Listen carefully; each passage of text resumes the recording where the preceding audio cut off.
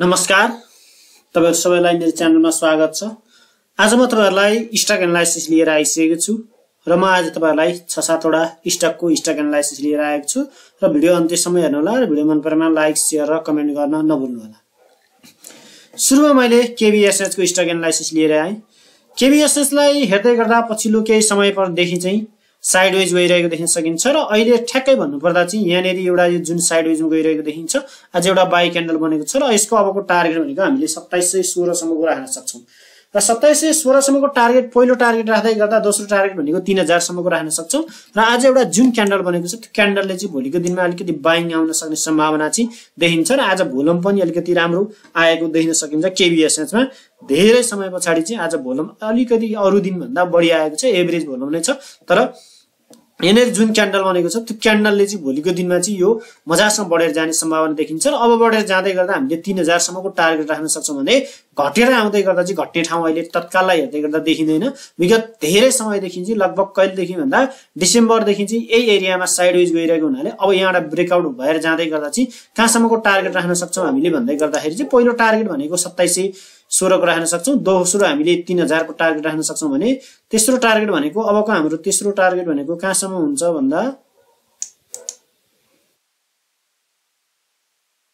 3866 सम्मको टार्गेट राख्न सक्छौं हामीले। अब राख्दै गर्दा चाहिँ 3866 सम्मको टार्गेट चाहिँ केबीएसएच मा राख्न सक्छौं। आजको दिनमा 2469 रुपैयाँ चाहिँ रहेको देख्न सकिन्छ र दोस्रोमा अलिकति राम्रो कारोबार भइरहेको स्टकको रूपमा हामीले यूएमएचएल लाई लिएर आएका छौं। यूएमएचएल लाई हेर्दै गर्दा के देखिन्छ त भन्दै गर्दाखेरि यूएमएचएल मजासँग बढेर गएको स्टकको रूपमा देख्न सकिन्छ र एउटा यहाँनेरि चाहिँ केही दिन साइडवेज गएर आज बढेको देखिन सकिन्छ र आज सुरुमा कहाँसम्म पुगेको थियो भने 476 को जुन रेसिस्टेन्स लेभल छ त्यसको आसपाससम्म पुगेर चाहिँ अलिकति घटेको देखिन सकिन्छ र यो चाहिँ वान डे सेल क्यान्डलको रूपमा चाहिँ यसलाई लिन नि सकिन्छ।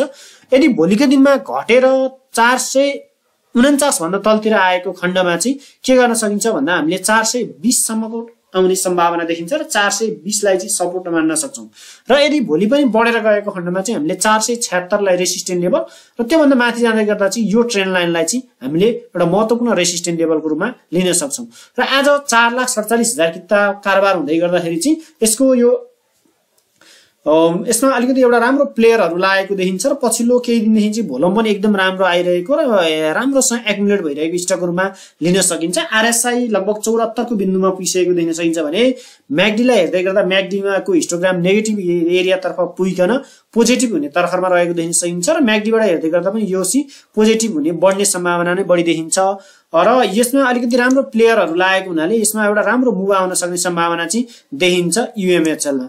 अब यसको टार्गेट हामीले कति राख्न सक्छौं भन्दै गर्दाखेरि चाहिँ टार्गेटलाई हेर्दै गर्दा चाहिँ तपाईको अबको हाम्रो यसको टार्गेट भनेको चाहिँ कम्तिमा पनि हामीले कहाँसम्मको टार्गेट राख्न सक्छौं भन्दाखेरि चाहिँ एउटा जुन 1.6 को टार्गेट फुलफिल भइसक्यो 568 सम्मको टार्गेट चाहिँ राख्न सक्छौं यूएमएचएल लाई।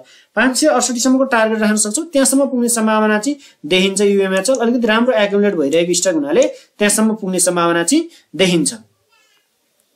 त्यस्तै अर्को वरुण हाइड्रो पावर के देखिन्छ भन्दा वरुण हाइड्रो पावर एउटा यहाँनेरि चाहिँ कति भन्दा 550 मा पुगेर करेक्सन आइरहेको देखिन सकिन्छ र हायर हाई हायर लो को श्रृंखलामा चाहिँ अघि बढिरहेको हुनाले आज एउटा राम्रो ग्रीन क्यान्डल बनेको छ र भोलिको दिनमा यो 508 को जुन रेसिस्टेन्स लेभल छ त्यसलाई ब्रेकआउट गरेको खण्डमा चाहिँ हामीले यसको चाहिँ कहाँसम्म टार्गेट राख्न सक्छौं भन्दा चाहिँ यदि भोलिको दिनमा बढेको खण्डमा भोलि चाहिँ नघटेको खण्डमा चाहिँ हामीले यो यसको टार्गेट चाहिँ हामीले यहाँसम्म राख्न सक्छौं जुन भनेको 587 को टार्गेट राख्न सक्छौं। यहाँतिर आसपासमा चाहिँ यो 587 को टार्गेट चाहिँ राख्न सक्ने देखिन्छ। 1.6 मान भनेको 587 सम्मको टार्गेट चाहिँ वरुण हाइड्रो पावरको पनि राख्न सक्ने देखिन्छ। अहिले 503 रुपैयाँ छ, 587 सम्मको टार्गेट चाहिँ वरुण हाइड्रो पावरको राख्न सकिन्छ भने घटेर आएको खण्डमा 469 सम्म आउने सम्भावना देखिन्छ।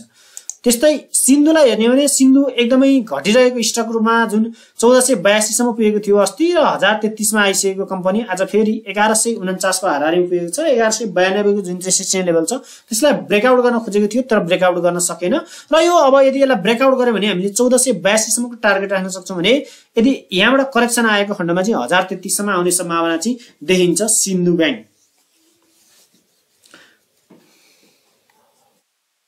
अर्को एसटीएनसी के देखिन्छ भन्दा एसटीएनसी एउटा महत्त्वपूर्ण सपोर्ट एरिया हो जुन 505 त्यो सपोर्ट एरियामा लाई ब्रेकडाउन दिएर आज त्यो सपोर्ट एरियामा चाहिँ इन्डिसिजन क्यान्डल बनेको छ र अब बढेर जाँदै गर्दा हामीले कम्तीमा 550 सम्मको टार्गेट राख्न सक्छौं र 550 लाई ब्रेकआउट गरेको खण्डमा यो ट्रेन्ड लाइन जुन डाउन ट्रेन्डको ट्रेन्ड लाइन छ त्यसलाई टच गरेर मात्र घट्ने सम्भावना देखिन्छ।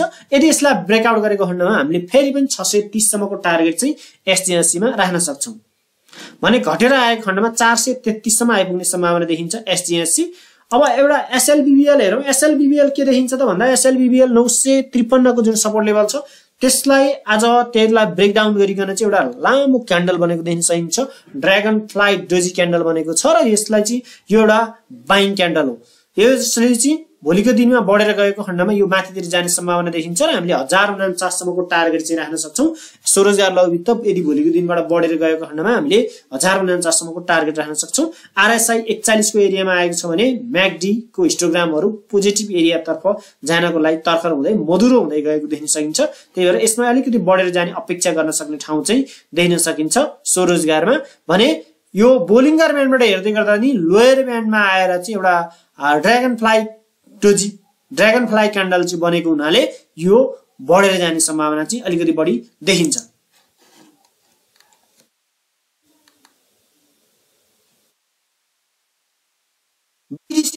एउटा महत्त्वपूर्ण रेसिस्टेन्स लेभलमा पुगेर घटेर आएको देखिन सकिन्छ र अब यसको टार्गेट भनेको 736 हुन्छ सपोर्ट लेभल र त्यो भन्दा तल आएको खण्डमा 668 सम्म आउन सक्ने सम्भावना देखिन्छ। 668 मा आइसकेपछि मात्र बढेर जाने सम्भावना चाहिँ हुन सक्छ।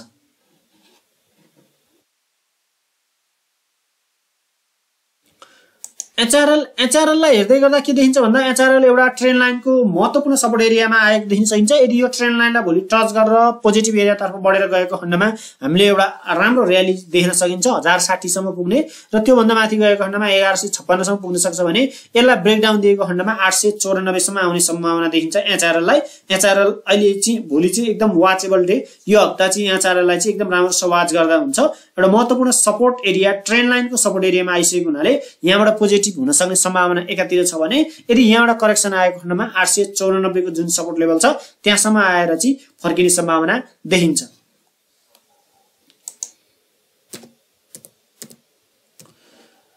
त्यस्तै एनआरआईसी खासै करेक्सन आएको देख्न सकिँदैन र एउटा महत्त्वपूर्ण सपोर्ट लेभल 1255 लाई चाहिँ टच गरेर चाहिँ आज फर्किएको देखिन सकिन्छ। यदि भोलि यहाँबाट डाउन भएको खण्डमा हामीले यो ट्रेन्ड लाइन सम्म चाहिँ कुर्न पर्ने हुन्छ। यदि अप भएको खण्डमा चाहिँ माथितिर जाने सम्भावना हुन्छ। 1389 सम्मको टार्गेट राख्न सकिन्छ भने घटेर आएको खण्डमा यो ट्रेन्ड लाइन र त्यसलाई पनि ब्रेकडाउन दिएको खण्डमा 979 सम्म चाहिँ एनआरआईसी आउने सम्भावना देखिन्छ।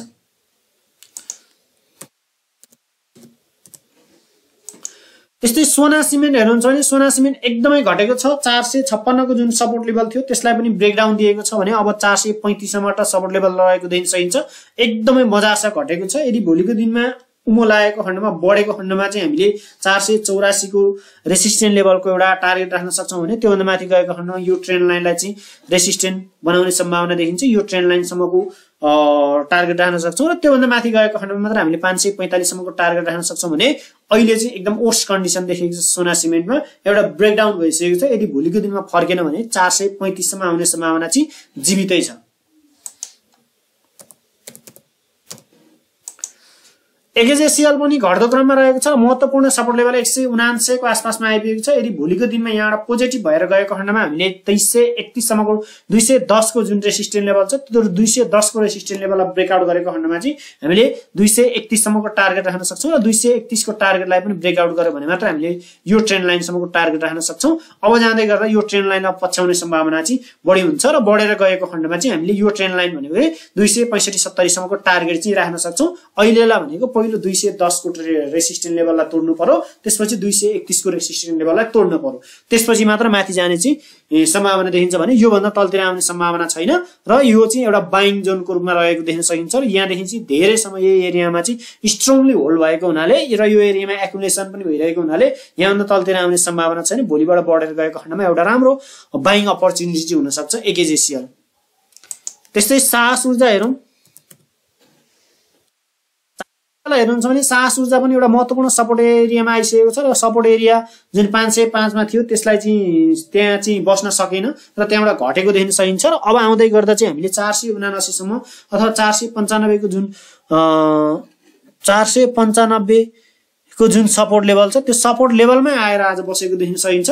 यदि भोलिको दिनमा पोजिटिभ भएर यो ट्रेन्ड लाइन जुन बनेको छ यो ट्रेन्ड लाइनलाई ब्रेकआउट गरेको खण्डमा अथवा 512 को जुन रेसिस्टेन्स लेभल छ त्यसलाई ब्रेकआउट गरेको खण्डमा चाहिँ हामीले 555 सम्मको टार्गेट राख्न सक्छौं र घटेर आएको खण्डमा 479 सम्म आइपुग्न सक्ने सम्भावना देखिन्छ। साहस ऊर्जाको पनि एकदमै यो एरिया भन्दा तलतिर आउने सम्भावना एकदमै कम छ र यो एउटा चाहिँ राम्रो बाइङ अपर्च्युनिटीको रूपमा लिन सकिन्छ। एकदम फन्डामेन्टल रूपमा स्ट्रङ कम्पनी भएको हुनाले र यहाँनेरि चाहिँ एउटा महत्त्वपूर्ण बाइङ जोनमा आएको हुनाले यो स्टकलाई चाहिँ बाइ गर्न सकिन्छ भन्दै आजको भिडियोलाई मैले यही बिटमा हाले। हजुरहरुको अन्तिम समय भिडियो हेरेर साथ दिनुभएकोमा हजुर सबैलाई धन्यवाद। All the best. Thank you so much.